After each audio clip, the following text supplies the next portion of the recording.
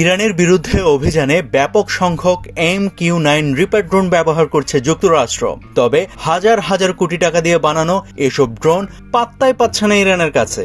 জানেন এখন পর্যন্ত কতগুলো MQ-9 রিপার ড্রোন হারিয়েছে যুক্তরাষ্ট্র? উত্তর শুনলে আপনার চোখ কপালে উঠবে।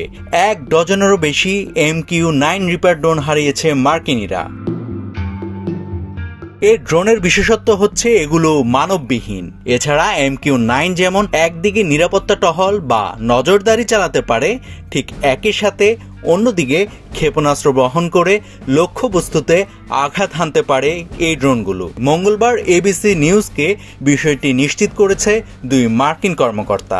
তারা জানিয়েছেন এসব রিপার ড্রোনের কিছু ইরানি ক্ষেপণাস্ত্র হামলায় ভূপাতিত হয়েছে, আবার কিছু মাটি থেকে ছোড়া গুলিতে ধ্বংস হয়েছে।